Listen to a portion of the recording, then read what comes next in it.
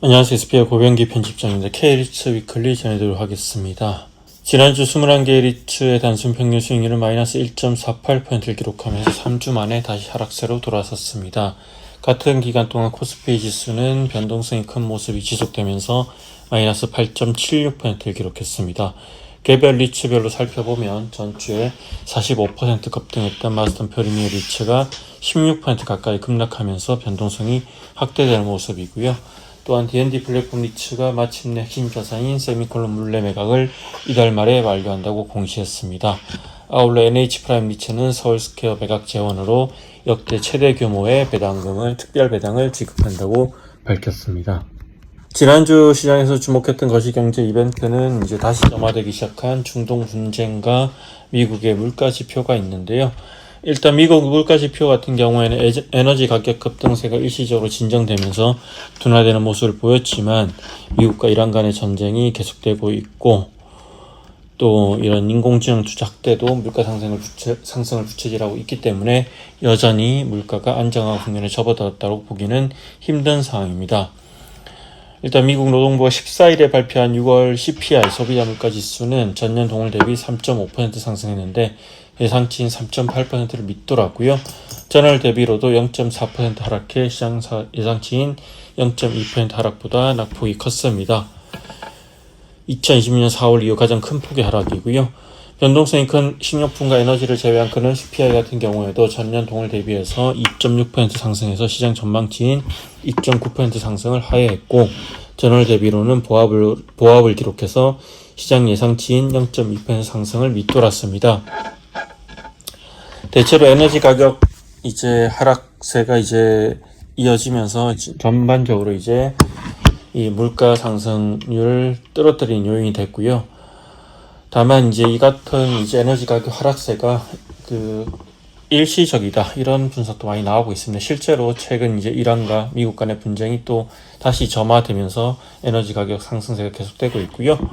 반면 또 AI 투자 확대 영향을 받은 컴퓨터 소프트웨어 주변 기기 가격도 계속해서 상승하고 있기 때문에 전반적으로 물가에 부담을 주는 그런 상황이 이어지고 있습니다. 네, PPI 역시 비슷한 흐름을 보였고요. 그리고 지난주 케빈 워시 새로운 연준 의장이 하원 청문회에 출석해서 물가 안정 의지를 다시 한번 확인하는 그런 발언을 했는데요.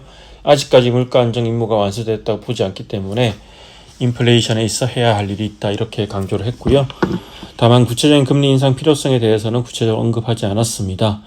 아울러 지난주에는 한국은행이 지난 16일에 기준금리를 연 2.5%에서 연 2.75% 수준으로 0.25%포인트 인상했는데요. 3년 6개월 만에 긴축 전환입니다. 그리고 이번 주 시장의 최대 변수는 미국과 이란 간의 분쟁 추이가 될 것으로 예상되고요.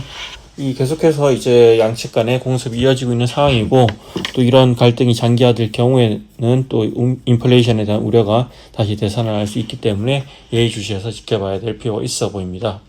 지난주엔 전체 21개 리츠 중에서 15개 리츠가 하락하고 6개 리츠가 상승했는데요. 이 마스턴 프리미어 리츠가 마이너스 15.91%를 기록했습니다. 직전주에 45% 급등했다가 또 이렇게 큰 폭의 하락을 기록하면서 롤러코스터를 타는 듯한 모습을 보이고 있는데요.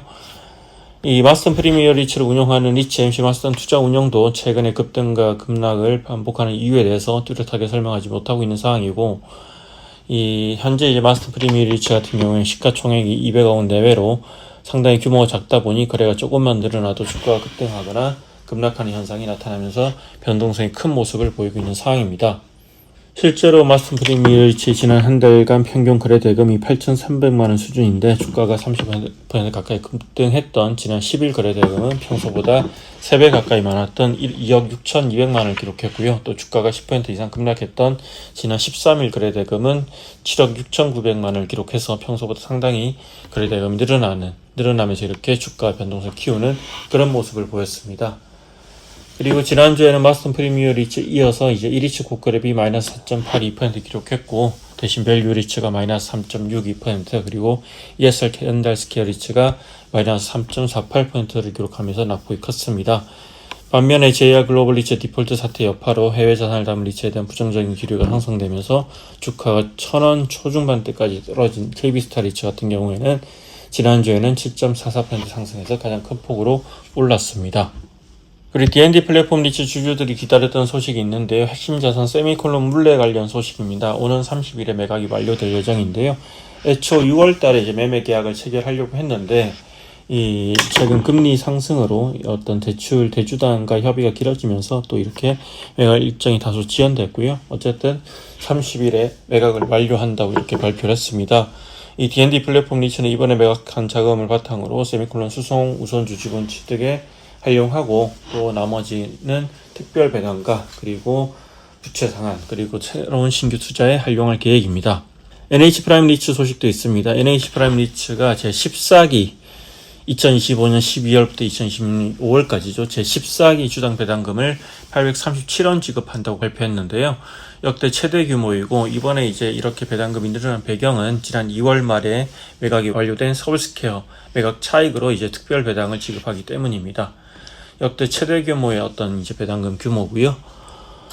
마지막으로 미래에셋맵스 리츠 소식을 좀 전해드리면, 이제 미래에셋맵스 리츠 같은 경우에는 제 12기 주당 배당금을 120원 지급한다고 발표했는데, 이 작년 11월 IR에서 밝힌 배당금 가이던스인 130원에 못 미치는 수준이고요. 이처럼 이제 배당금이 좀 떨어진 이유는 지난해 3월이죠. 이 강교 센트럴 브로지스 상업시설 리인 파이낸싱을 하면서 대출금리 상승했고, 이 같은 이자 비용 부담으로 전반적으로 이제 배당금이 좀 이렇게 축소된 것으로 풀이됩니다. 이상으로 K리츠 위클리 전해드렸습니다. 고맙습니다.